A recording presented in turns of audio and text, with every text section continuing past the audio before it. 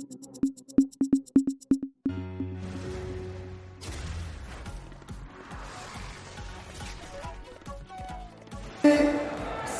अवस्थी जी, राहुल रस्तोगी जी, आशीष त्रिपाठी जी, रंजन शर्मा जी, घनश्याम मिश्रा जी, गौरव वर्मा जी और आज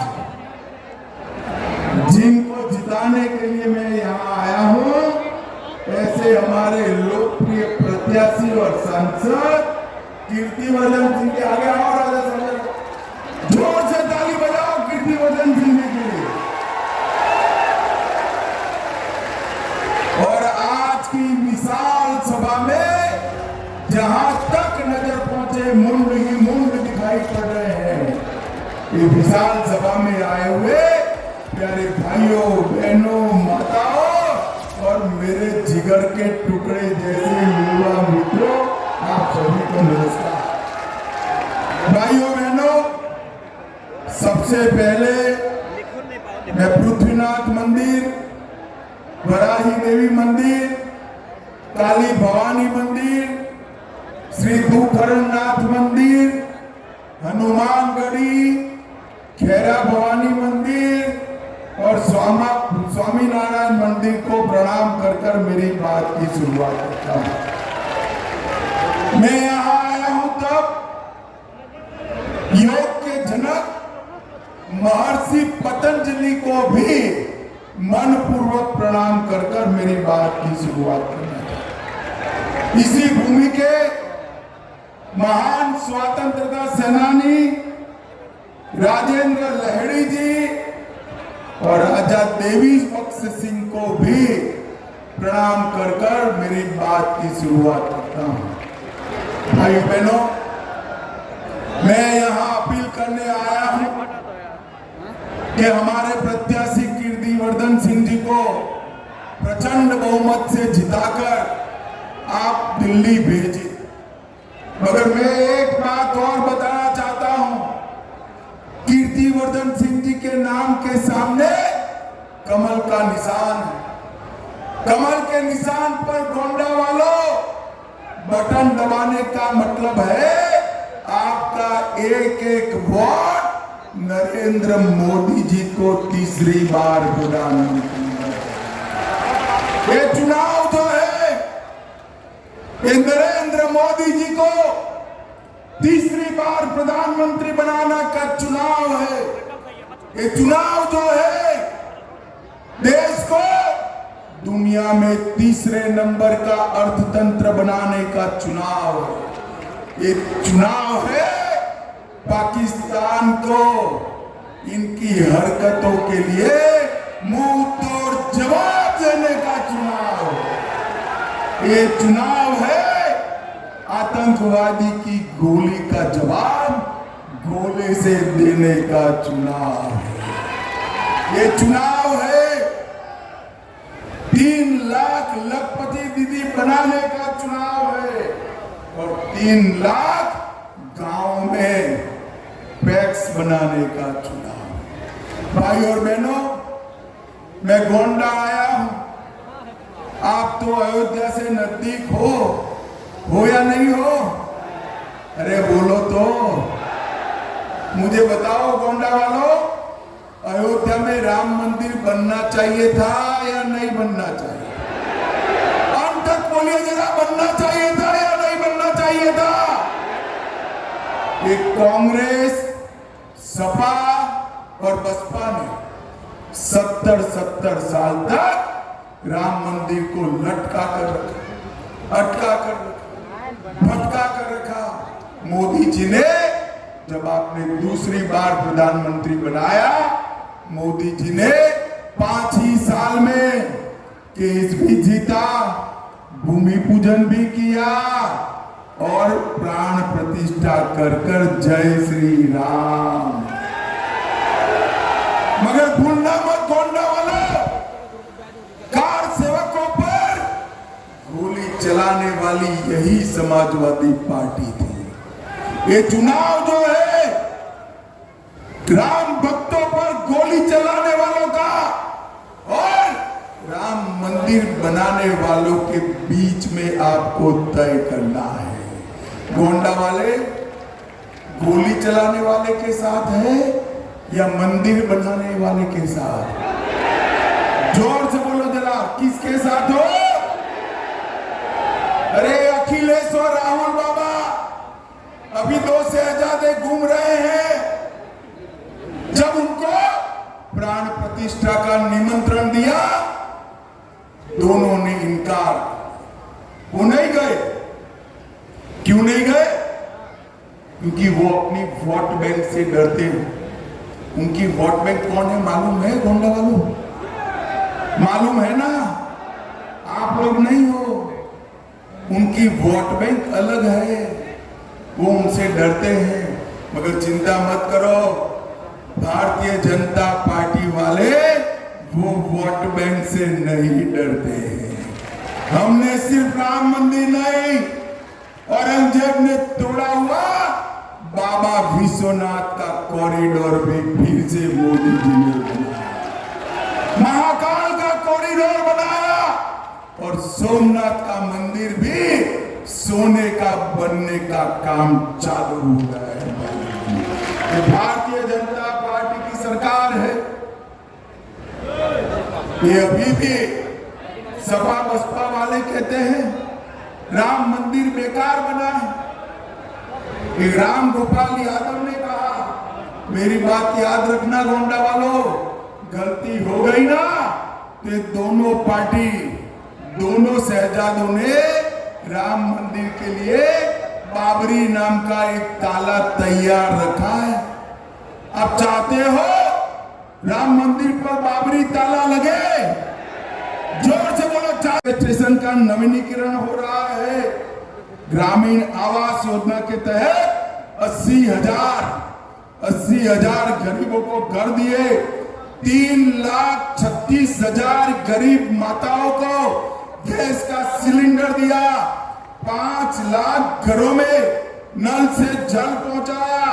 स्वच्छ भारत मिशन 6,17,000 घरों में शौचालय बनाए। 4,77,000 किसानों को किसान सम्मान निधि दी और 21,000 लोगों को मुद्रा लोन।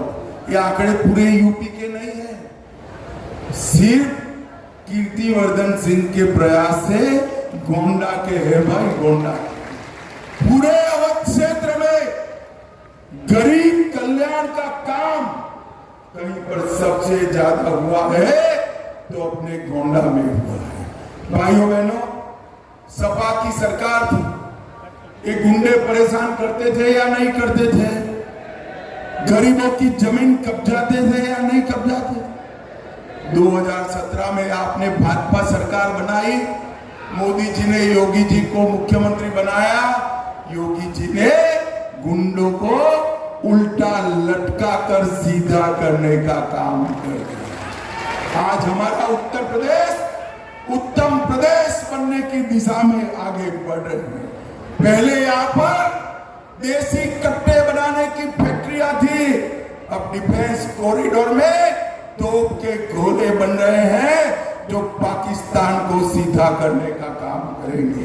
यहाँ पर पहले वाहन चोरी का काम चलता था, अब वाहन बनाने की फैक्ट्रियां लग रही। चेन स्नैचिंग का इंडस्ट्री चलता था, इसकी जगह मेडिकल डिवाइस पार्क बनता है। और भाइयों बहनों, हमारे गोंडा में सबसे ज्यादा गन्ना होता है। इस सपा बसपा की सरकारों ने 20 चीनी मिलें बंद कर दी थी। भाजपा ने 20 को चालू किया, 5 नई बनाई और 38 मिलों की कैपेसिटी बढ़ाने का काम किया।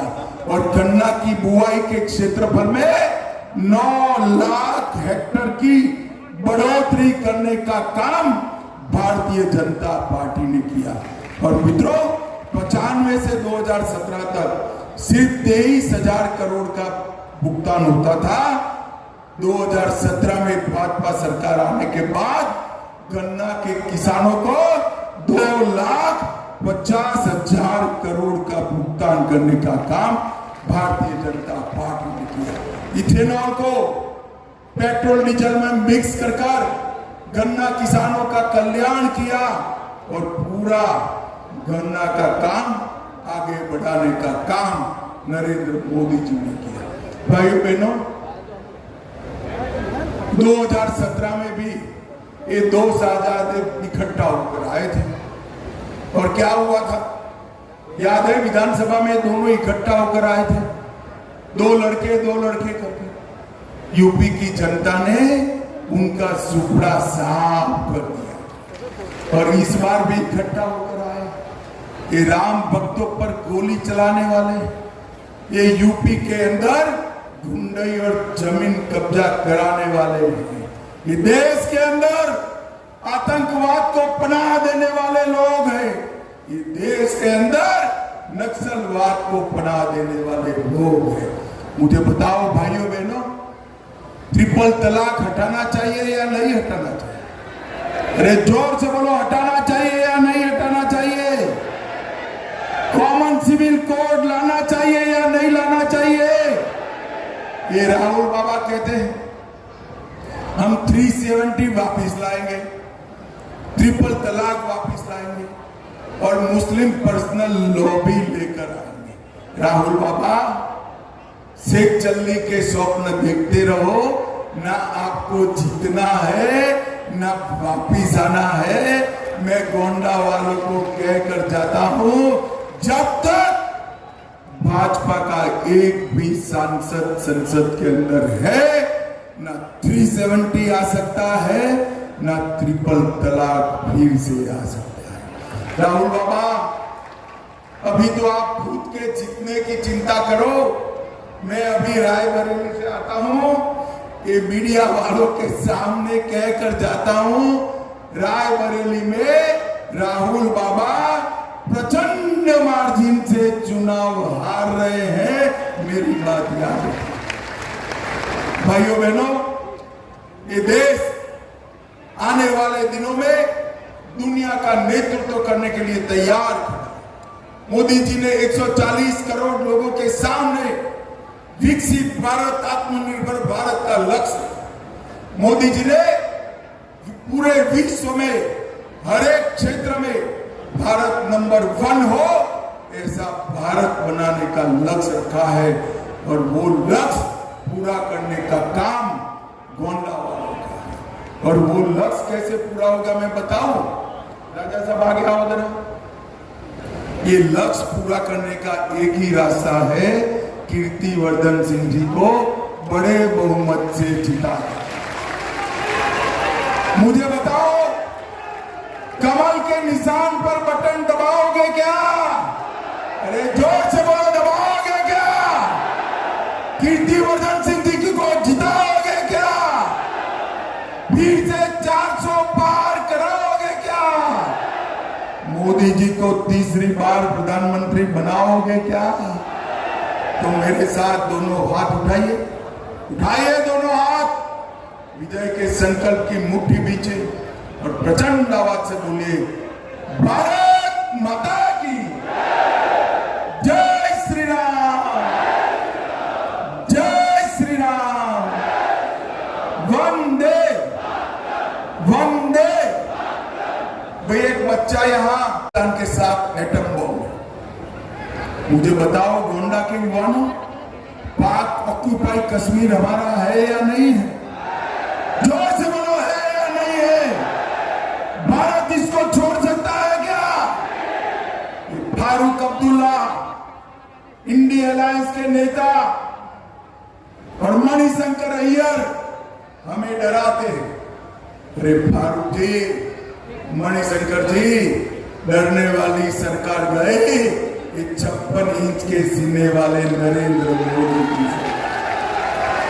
मैं आज इस गोंडा की पवित्र भूमि पर, लाड़ी जी की और पतंजलि की भूमि पर कह कर जाता हूं, पाक ऑक्यूपाई कश्मीर हमारा है, दुनिया की कोई ताकत हमसे उसको छीन नहीं सकती। भाइयों बहनों,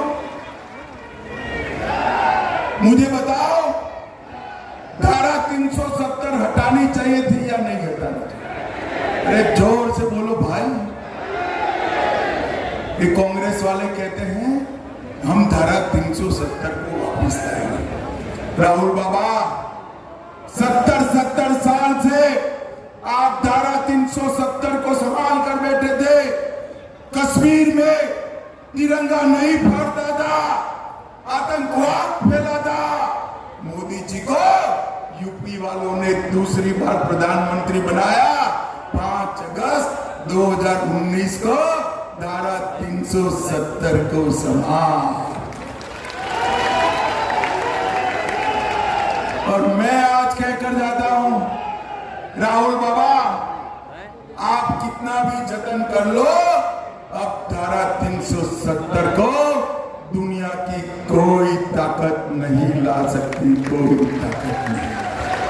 भाई और बहनों, इन लोगों ने सालों तक आतंकवाद को चलाने का काम किया है। 10 साल तक सोनिया मनमोहन की सरकार थी, सपा बसपा के समर्थन से चली। 10 साल तक पाकिस्तान से आलिया मालिया जमालिया आते थे, बम धमाके करते थे और चले जाते थे। परंतु अपनी वोट बैंक की लालच से ये दोनों शहजादे चुप गए। मोदी जी आए, फिर से उरी और पुलवामा पर पाकिस्तान ने हमला किया, मगर पाकिस्तान वाले भूल गए कि मनमोहन सिंह की सरकार नहीं है, नरेंद्र मोदी की सरकार है, कांग्रेस की सरकार नहीं है, भाजपा वालों की सरकार है। 10 ही दिन में नरेंद्र मोदी जी ने सर्जिकल स्ट्राइक और एयर स्ट्राइक कर पाकिस्तान के घर में घुसकर आतंकवादियों का सफाया करने का काम नरेंद्र मोदी। भाइयों बहनों, उत्तर प्रदेश में जब तक सपा बसपा कांग्रेस की सरकारें चली, कोई काम नहीं होते थे। मैं आज बताना चाहता हूं भाइयों बहनों, भारतीय जनता पार्टी की सरकार बनी। गोंडा में हमारे कीर्तिवर्धन सिंह को आपने सांसद बनाया। ग्राम सड़क योजना 680 किलोमीटर, पूरे अवध क्षेत्र में सबसे ज्यादा रोड बनाने का काम हमारे कीर्तिवर्धन सिंह ने किया है। जोर से ताली। कोसी पुल के पास बाईपास बनाने का काम किया, फ्लाईओवर बनाने का काम किया। कर्नलगंज की सरयू नदी पर पुल बनाने का काम किया। मिसरोलिया क्रॉसिंग, महादेवा क्रॉसिंग और सोनी घुमटी में 3 रेलवे ओवरब्रिज बनाए और 517 करोड़ कीर्तिवर्धन सिंह गोंडा के लिए रेलवे के कामों के लिए लेकर आए। और मैं आपको कहकर जाता हूं, 2 साल के बाद नवाबगंज रेलवे स्टेशन देख लेना, इंग्लैंड के रेलवे स्टेशन से कम नहीं होगा। पूरा रेलवे स्टेशन नया बन रहा है। गोंडा से दिल्ली तक वंदे भारत ट्रेन चलाई। टिकरी रेलवे स्टेशन का नवीनीकरण हो रहा है। ग्रामीण आवास योजना के तहत 80,000 गरीबों को घर दिए। 3,36,000 गरीब माताओं को गैस का सिलेंडर दिया। 5 लाख घरों में नल से जल पहुंचाया। स्वच्छ भारत मिशन 6,17,000 घरों में शौचालय बनाए। 4,77,000 किसानों को किसान सम्मान निधि दी और 21,000 लोगों को मुद्रा लोन। ये आंकड़े पूरे यूपी के नहीं है, सिर्फ कीर्तिवर्धन सिंह के प्रयास से गोंडा के है। भाई गोंडा पूरे अवध क्षेत्र में गरीब कल्याण का काम कहीं पर सबसे ज्यादा हुआ है तो अपने गोंडा में हुआ है। भाइयों बहनों, सपा की सरकार थी, ये गुंडे परेशान करते थे या नहीं करते थे? गरीबों की जमीन कब्जाते थे या नहीं कब्जाते? 2017 में आपने भाजपा सरकार बनाई, मोदी जी ने योगी जी को मुख्यमंत्री बनाया। योगी जी ने गुंडों को उल्टा लटका कर सीधा करने का काम कर रही है। आज हमारा उत्तर प्रदेश उत्तम प्रदेश बनने की दिशा में आगे बढ़ रहे हैं। पहले यहाँ पर देसी कट्टे बनाने की फैक्ट्रियां थी, अब डिफेंस कॉरिडोर में तोप के गोले बन रहे हैं जो पाकिस्तान को सीधा करने का काम करेंगे। यहाँ पर पहले वाहन चोरी का काम चलता था, अब वाहन बनाने की फैक्ट्रियां लग रही हैं। चेन स्नैचिंग का इंडस्ट्री चलता था, इसकी जगह मेडिकल डिवाइस पार्क बनता है। और भाइयों